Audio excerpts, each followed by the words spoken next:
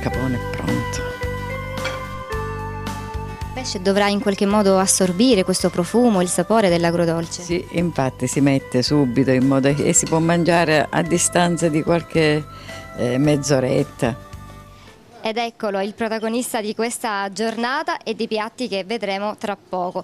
Questo colore verdastro è la freschezza. Ecco, ora iniziamo la preparazione, a pulirlo.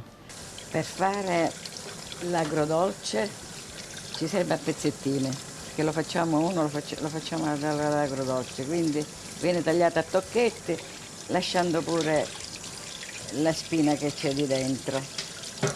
Anche Aldo lo pescava prima, ma molto tempo.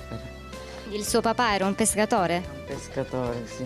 Ha dedicato tutta la sua vita al mare? Sempre, lui chi ci levava il mare. E lei da bambina vedeva anche un po' i sacrifici che doveva fare perché era una vita un po' pesante, no? Con ritmi abbastanza serrati.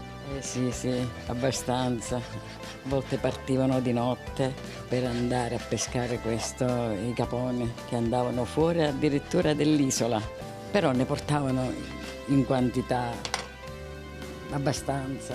Giuseppe, vediamo intanto gli ingredienti che servono per questa ricetta. Abbiamo appena pulito il capone, l'abbiamo tagliato a tocchetti, poi ci serve la farina per rinfarinarlo che poi va fritto e a parte dobbiamo preparare la cipolla tagliata a julienne che poi va fatta in agrodolce. E dopo la cottura del capone questa cipolla gli viene buttata sopra. Aspettiamo che si appassisce. Lavoriamo su due fronti, ecco. Mentre Giuseppe si occupa della cipolla. Il capone per poi friggerlo.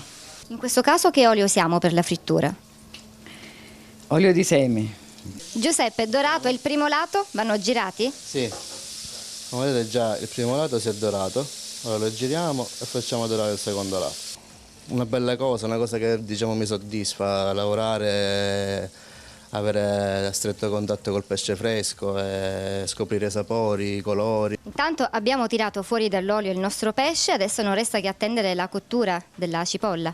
Sì, adesso dobbiamo aspettare che si cuoce la cipolla appunto come dicevo prima ha dei tempi di cottura un po' più lunghi, quindi dobbiamo avere un po' di pazienza in questo. Facciamo l'agrodolce. Giuseppe, metti un poco di... Ecco, ora viene messo di sopra e il capone è pronto.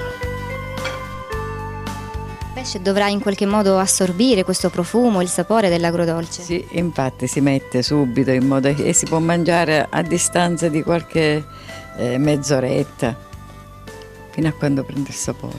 Ecco. E il primo piatto è servito.